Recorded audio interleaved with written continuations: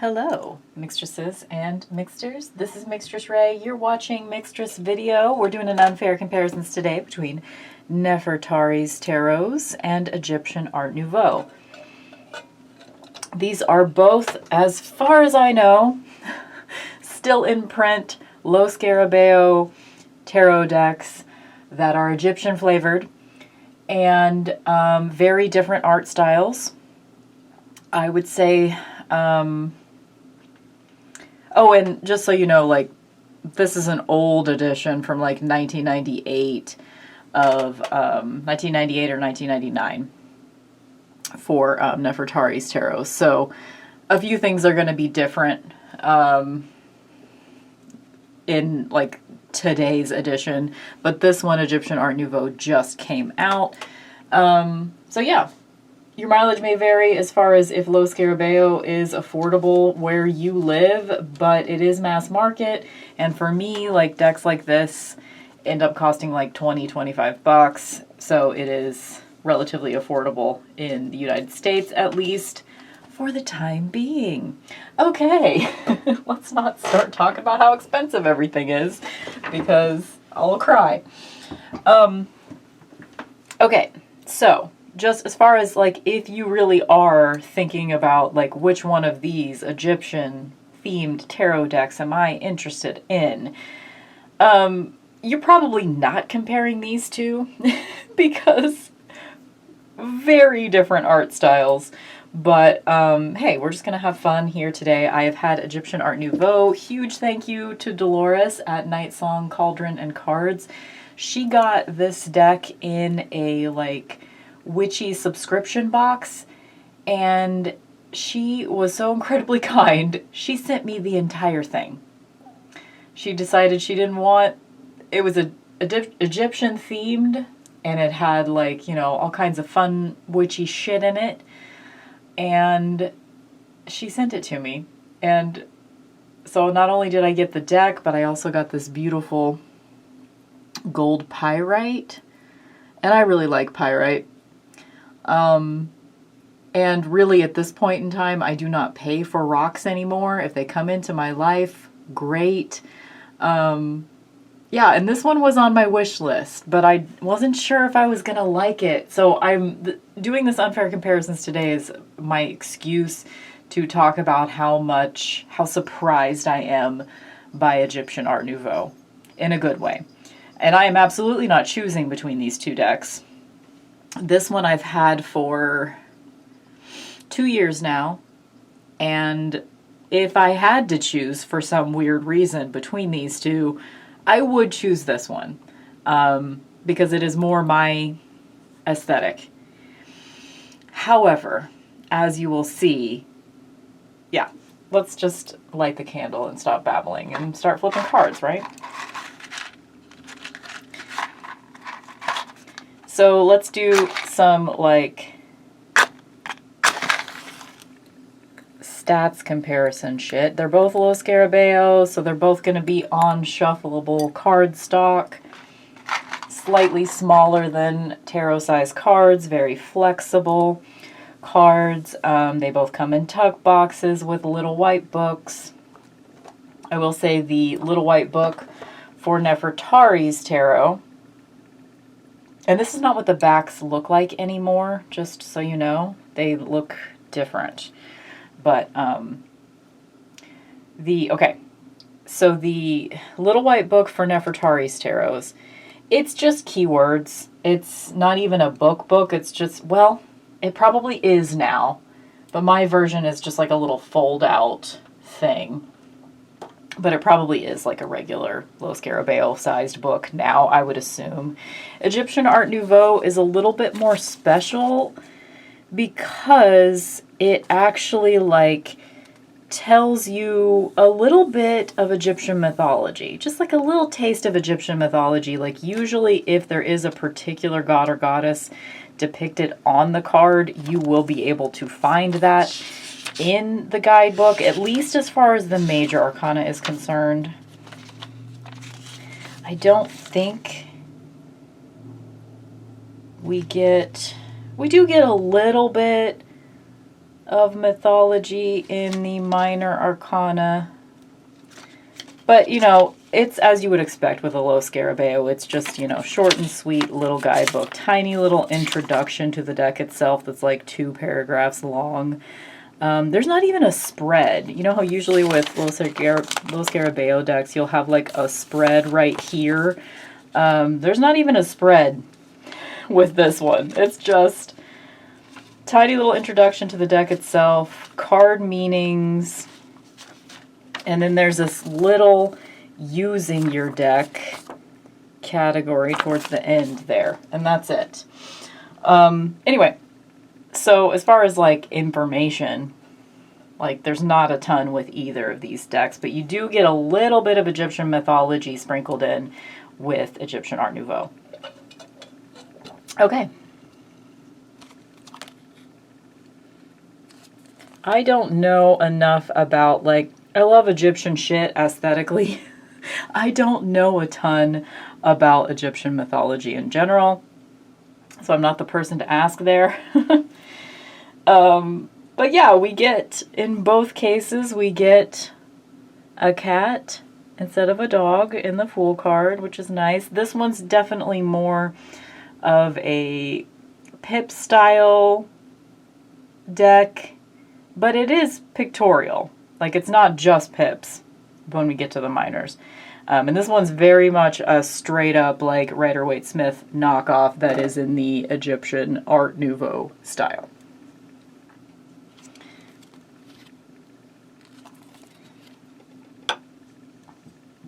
So, I feel like I should probably know who the blue-skinned guy is as far as Egyptian. This could be Ptah?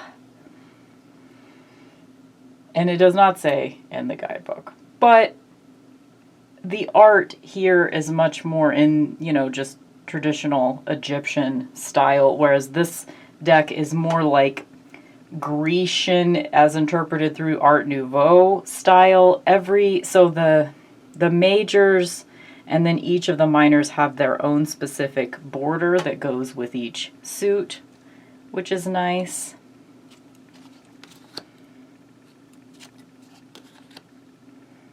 This is the same artist that did Golden Art Nouveau.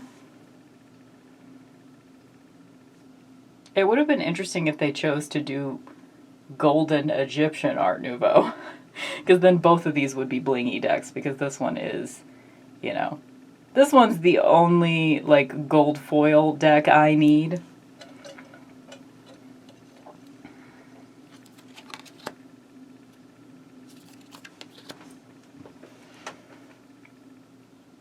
And we've got, like, this is, in the guidebook it has a shortened version of her name that I did not recognize. Nefertari. So I don't know if that's the same as Nefertari or Nefertiti. Nefertari. It could be. There are several different, like, origin myths as far as, like, Egyptian creation myths are concerned. So there are different names in some cases that kind of refer to the same god or goddess. Maybe I should go through and, like, actually let you know, since I do have the guidebook right here. I should probably do that, right? And also the guidebook for Egyptian Art Nouveau is a little bit more, like, the entries are kind of incantations to a certain degree, or invocations. Like, for example, this Fool card. Hail Bastet, she who guards the cats, watch over me as I embark on this journey. May the way be free, and your ever-watchful eyes reveal the paths not well-traveled. So I like this, like, the vibe for the guidebook of Egyptian Art Nouveau is a bit more informative and interesting than you might normally get with something like this. This is Heka. Thou art the god form of magic. We have Isis on the High Priestess card, as you might expect. Empress Nephti. This is Sobek, which is the alligator guy, I'm pretty sure. He who brought order from chaos. Again, don't quote me on any of this. Same dude here in the Hierophant, Osiris.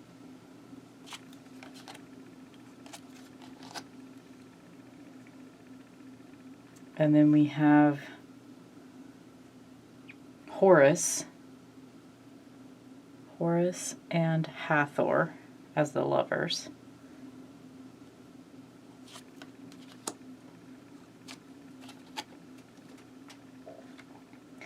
Anhur, Anhur, god of hunting and defense for the chariot. Again, I'm just referring to Egyptian Art Nouveau right now. I know I already said that, but just in case.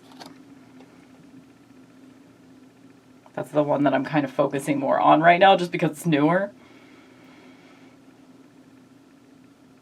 Sekhmet, which totally makes sense for the strength card, right? I like that both of these decks do have a fair amount of animal energy. I would say that Nefertari has a bit more. This is not Horus. I thought it was Horus. Nimti, god of the ferryman. But also Horus? I'm going to just... Yeah. I think this is one of those gods that's actually, like, in some traditions, this would be considered Horus, because it's the head of a falcon, and it does have the eye of Horus here as well. So, I'm just gonna go with that. Tefnut, goddess of water. Here. And then this is, like, always the Egyptian. It's Anubis, I think? Don't quote me on that. But usually, you know, like, that particular head of a jackal or whatever. And then we have Ma'at for justice, as you might expect. And Thoth is here on this card as well.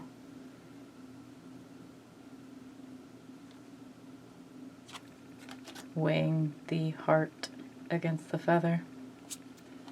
So, I mean, this is a thoughtful deck, actually. It's more than just slapping Egyptian Art Nouveau themes onto a Rider-Waite-Smith. It's a little bit more thought out than that, I would say.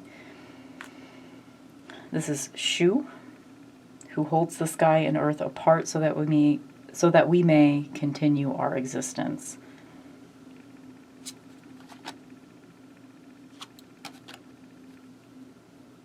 And then we have Anubis. Oh wait, that's who I was thinking was on the Wheel of Fortune. Now I want to know, who's on Wheel of Fortune? Answer below in the comments. Is that Anubis? That looks different than this, though.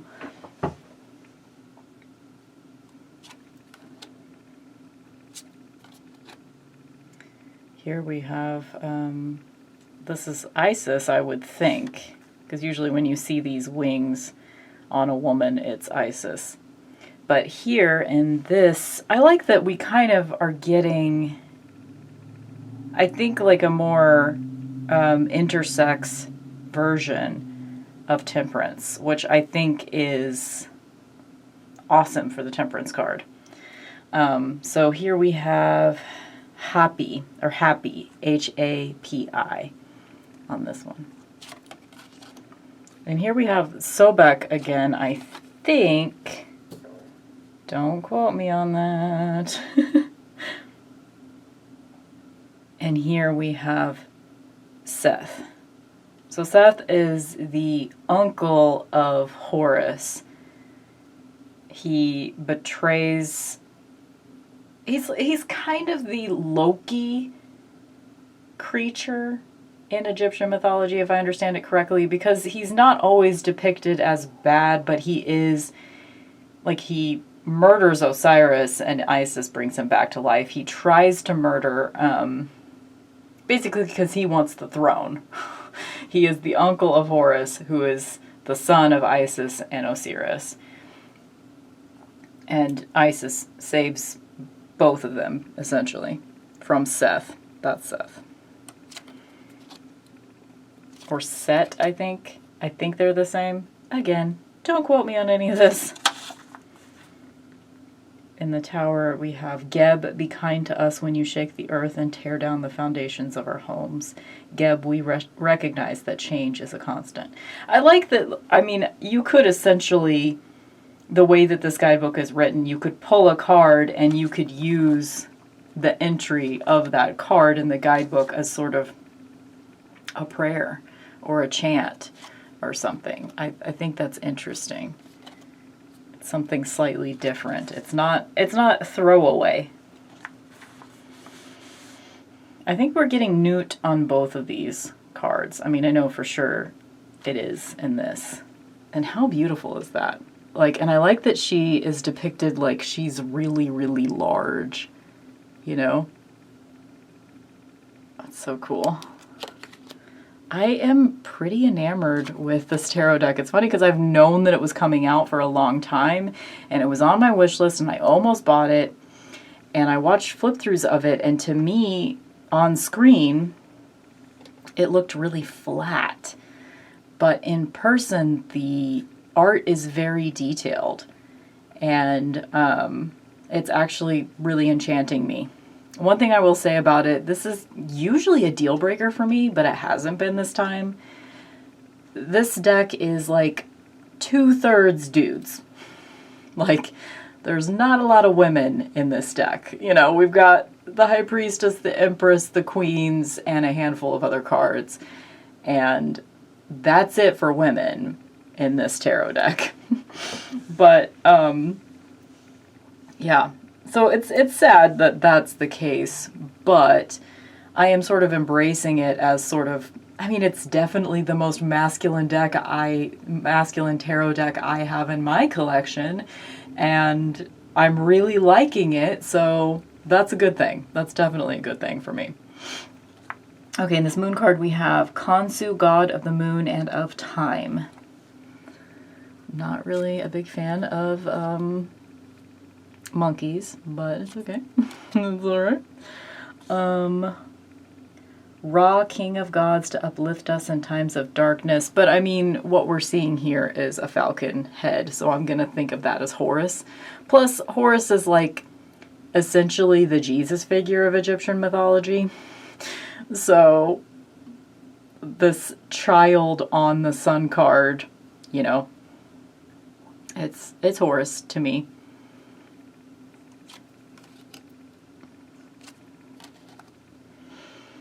What do we have for judgment? May the 42 judges of Ma'at who help move the deceased souls to their destinations assess us favorably.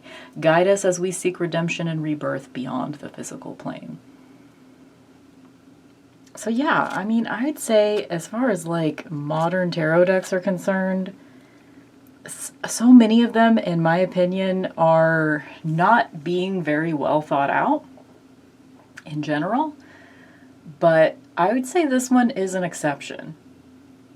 The artwork, none of it looks phoned in to me. It looks like it's thoughtful.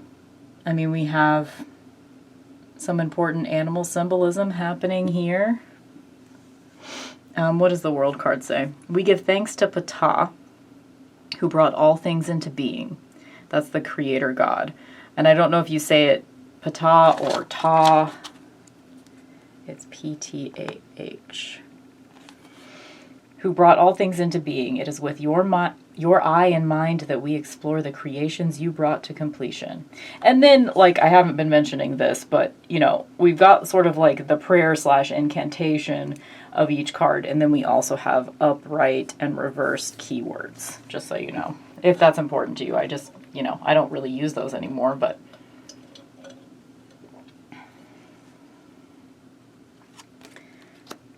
Okay. One thing that I really like about Nefertari's tarot is that the aces are an animal that represents the suit. So we have this like beautiful, I think it's a cow. So this might be also Hathor. Because that's one of my favorite things about Egyptian mythology is that like a lot of the gods and goddesses have like an animal form and a human form, and any combination of both of therein. I love an animal head on a human body. Always have. I'll try to go through these a little bit faster because as far as like let's see. Let's go to the wands. There is like, so let's see, I'm going to read the aces at least. We accept the gift of the Heka wand from the divine hand of the gods. May it hook around our passions with authority. And again, you have upright and reversed keywords.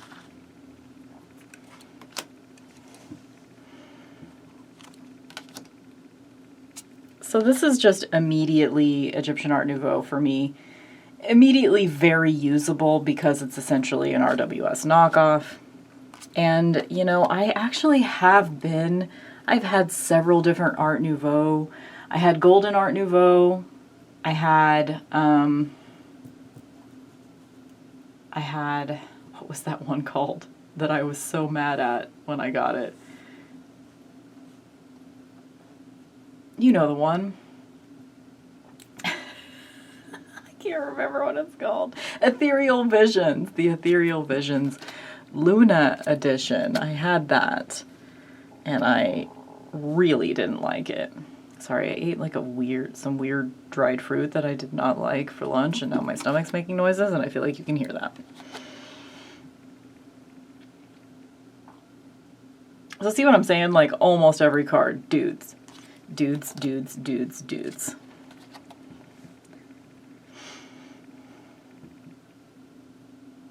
This is probably my least favorite card in this deck because I don't like his face. I mean, it's a very determined face, which is a good thing, but, you know. Good thing for that card's imagery, but yeah, I'm going to try to go a little bit faster now because I like all the animals, but we don't have like any cats.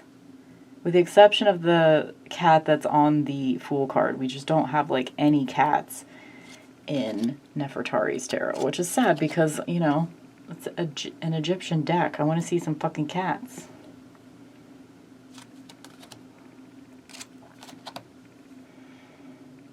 All the pages are dudes. All the knights are dudes. I think in both of these decks, all of the knights in Nefertari are just the horses themselves.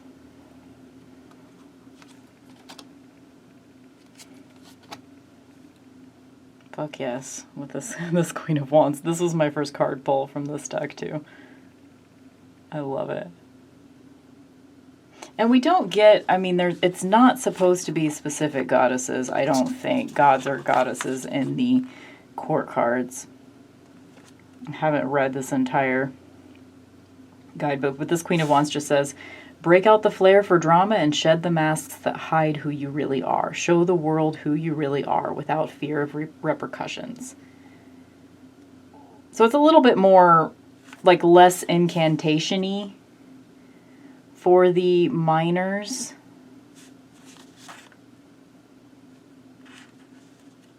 It's more just like advice-y. Break out the flair for drama, blah, blah, blah. Yeah.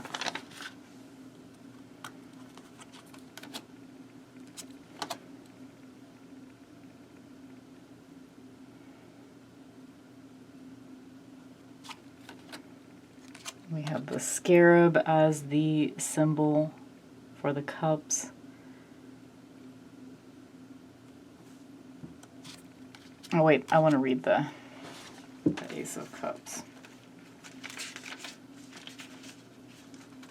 We accept the gift of the chalice from the divine hand of the gods. The waters of life overflow and reach into our hearts, where we feel love and compassion for all. Which is nice.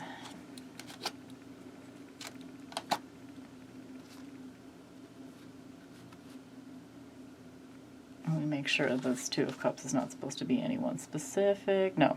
Okay.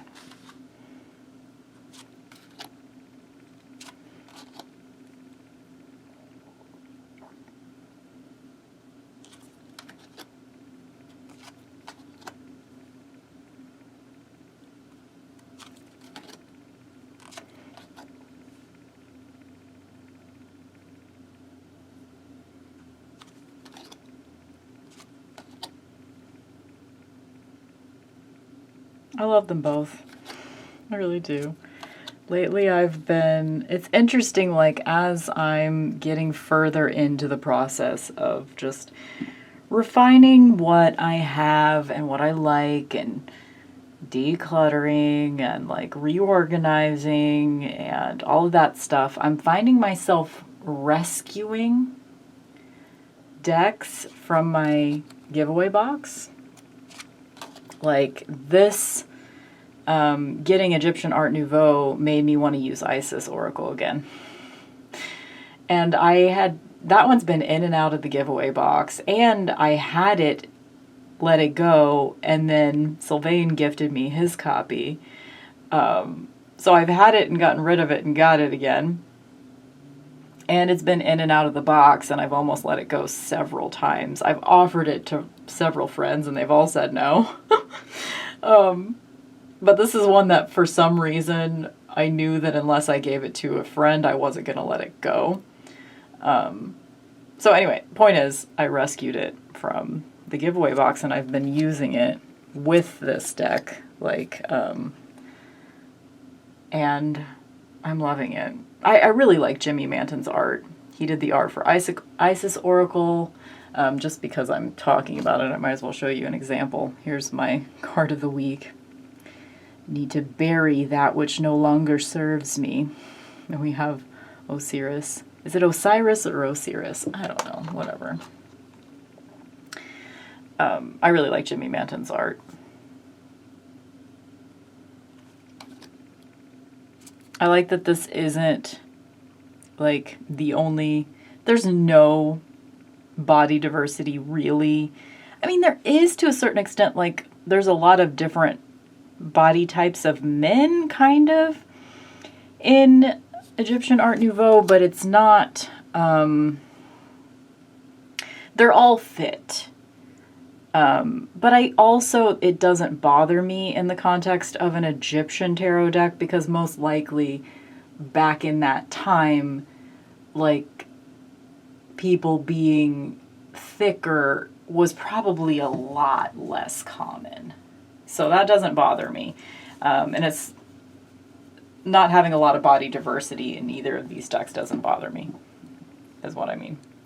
But your mileage may vary on that. This is my card of the day, so I'm going to put it back in my little stand over here. Also, I think part of the reason why I'm enjoying... Wait, where's the page? I got these mixed up. The symbols for the court cards, let me just point these out while I'm thinking about it, are kind of annoying for this particular deck.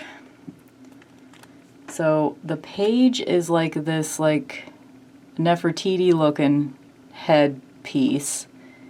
The knight is a horse, that's fine. The queen is, I don't know what the fuck kind of hat that is. And then the king is like a King Tut looking thing.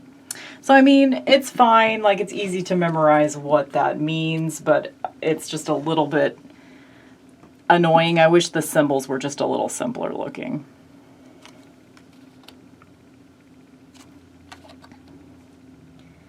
Knight of Cups. I like these. I like the knights in Nefertari's tarot. So I think what I was starting to say is, like, I know that part of the reason why I'm loving the shit out of this deck right now is because of the way that it came to me, and because of the fact that I haven't bought a tarot deck since early May, and that was the last time I bought any like divination deck. I think. I'm pretty sure. I'm not lying. And it was, even that was, it was a replacement. I just bought a second copy of Telesma Tarot and got rid of my trimmed copy because I didn't like that I had trimmed it. So I bought an intact copy and didn't trim it. So even then, it wasn't something new, really. Point is, this is my first tarot deck acquisition. Well, I think I've been gifted a couple since then. Haven't I? Yeah. I was gifted one that did not work for me, Murder of Crows. So I didn't really end up using it because I was just like, immediate gut reaction was the same as it was the last time I tried Murder of Crows. I keep trying with Murder of Crows, but it's just not for me. So yeah, this is pretty much my first tarot deck acquisition in a while. So it just feels so much more special to me. Like, I'm spending time with it. I'm figuring out my own feelings associated with it, and they're pretty specific. Like, I don't know how far I want to go into it. I mean, I guess I can. Like, I don't know why I'm being weird and shifty. But some of you may know, like, my journey with depictions of masculinity. This is actually a good place to have this conversation. My journey with depictions of masculinity in tarot and oracle decks has been difficult. Like, pretty much at first, I didn't want to have any men in my cards at all. I didn't even really want to have people at first, and just animals. And then I got to the point where I was okay with people as long as they were feminine presenting, female presenting. And gradually I've been able to deal with more and more men in my tarot and oracle decks. But usually I don't like them to be very realistic looking. But this tarot deck is the most, like I said earlier in the video, the most masculine. There are the most masculine presenting people than I've ever had in a tarot deck. Unless you count the Majors Only H.R. Giger tarot, which had a lot of fucking penises in it.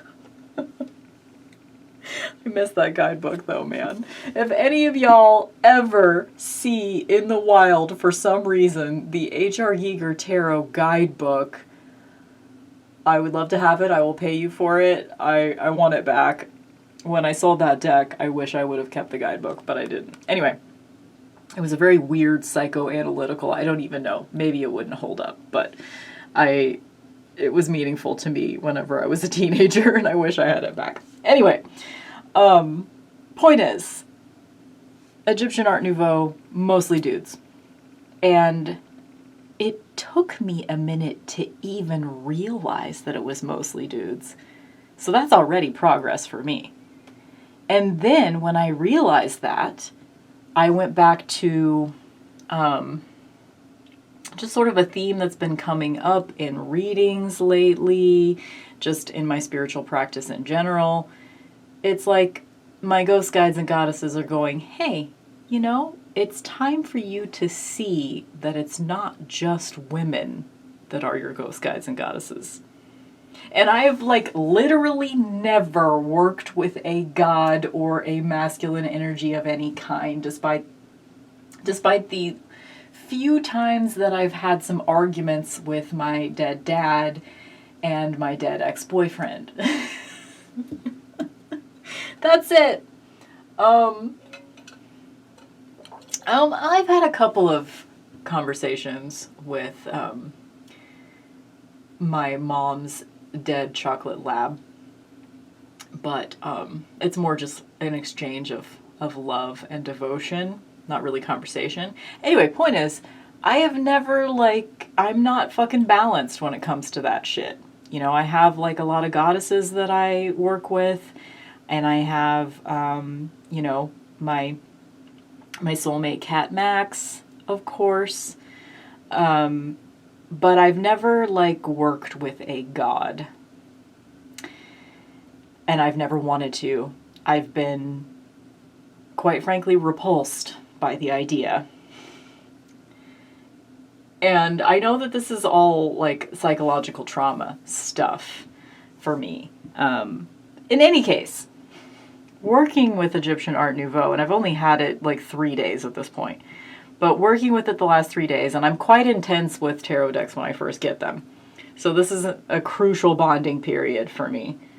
I realized not only am I ready to work with a god, but I know exactly who it is. And it's Horus. And I didn't really know anything about Horus except that he's kind of the Jesus figure of Egyptian mythology.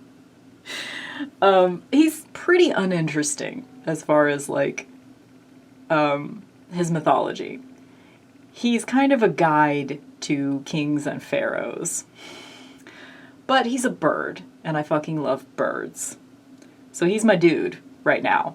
I have a dude in my Ghost Guides and Goddesses, guys. And it's Horus. And so I'm having a good time with the knowledge of that. Like, I feel like since this came about with my receipt of Egyptian Art Nouveau tarot, okay, I can finally flip past this Horus card now that I've said that.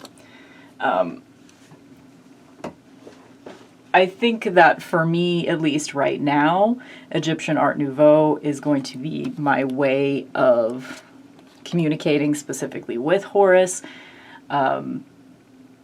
because this deck is very masculine energy. Almost every card has a dude on it, and or only dudes, you know?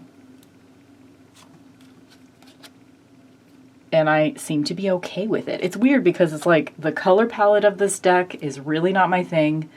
Blues and golds. And, like, there's not a single purple in this deck. I don't think. Not a single purple. There's, yeah, it's not my color palette at all. This is very, like, sunny, summer. I mean, it totally makes sense for what it is, but it's not my color palette. It's, you know, I love Art Nouveau, but yeah, it's interesting because, and I think the reason why I'm having such a profound, there's Horus again, such a profound reaction to this particular tarot deck is because I'm not consuming so much anymore. Like, it's not even, like, a thought to me right now to, like, acquire more tarot and oracle decks. Like, I'm not on the hunt. I'm not searching anymore. And that doesn't mean I'll never have, like, another tarot or oracle deck, because I will. I mean, I have 2 that are going to, they're both reacquisitions, though. I have 2 that I'm going to be acquiring by the end of the year. But other than that, I'm not searching, which means when something comes into my life, I can give it my undivided attention, and I can see immediately what this tool is going to be used for and what it means to me. And I actually, let me just, like, get through this. Oh, I didn't read the Ace of Swords, did I? Did I read the Ace of Swords? I did not. Hold on. I'm gonna go back and read the Ace of Swords just to be consistent. Okay. I'll just hold it up while we accept the gift of the Kopesh. Khoppesh. Sword, from the divine hand of the gods, cut through the chaos and confusion as we communicate throughout the day.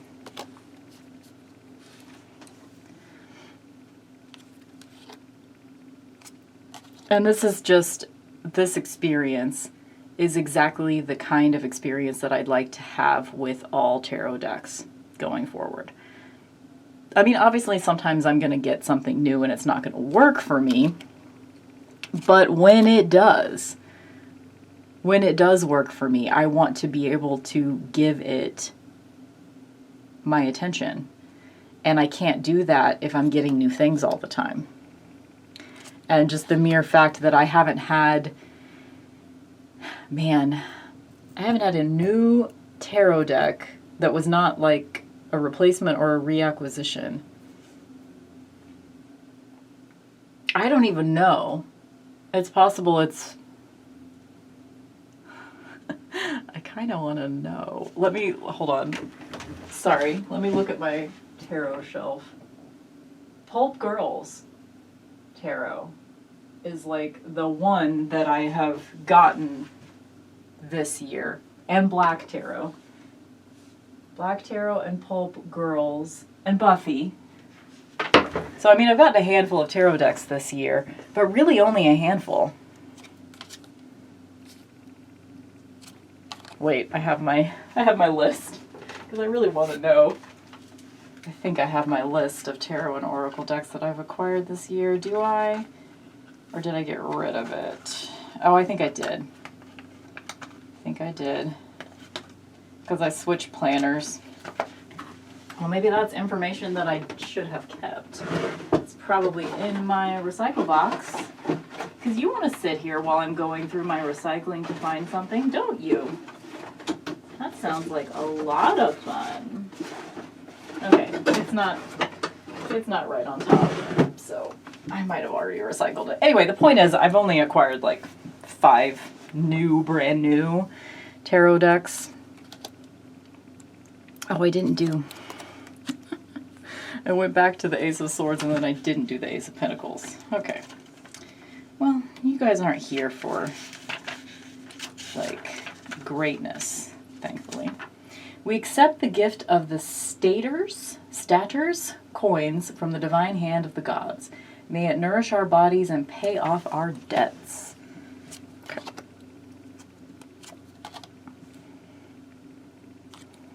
I like that the coins in Nefertari's tarot are onks. And I like it's a deck that was artificially aged, you know. These aren't actual, like, cave paintings or anything. But they look so fucking good, don't they? I think. This artist, Sylvana something. Hold, please. It's not on the box. Sylvana Alazia. She also did Egyptian tarot. But I think this one's superior. Not only because of the gold foiling, but it's more pictorial. She's also made she's made several Egyptian tarot decks. They're all sold by Los Scarabeo, I think.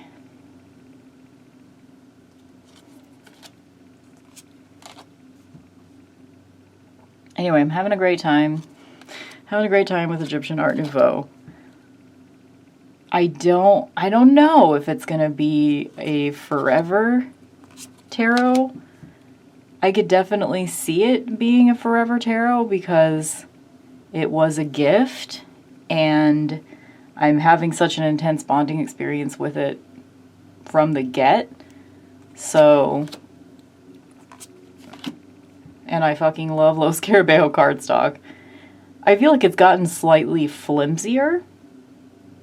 And I'm okay with that because it shuffles. I don't know if I'm going to edge it. If I do, I'll edge it in sort of like an earthy, olivey green tone. Mostly because any deck that can even slightly make sense in an earthy olive green tone, I will edge it in that because that's like my favorite color to edge decks with.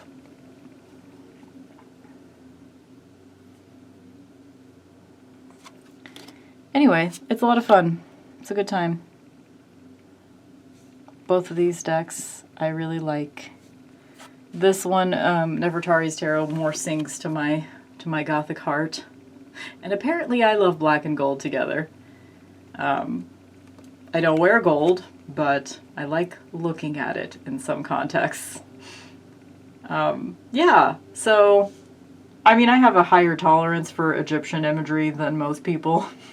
Almost every day I wear an Eye of Horus pendant and or an ankh either in my ears or as a necklace. Like almost every day I have some kind of Egyptian symbolism on my person. It's my thing. Somehow I don't have an ankh tattoo yet, but it needs to happen at some point. Anyway, so there's your unfair comparisons. Really fucking long video. Thanks for watching. Bye.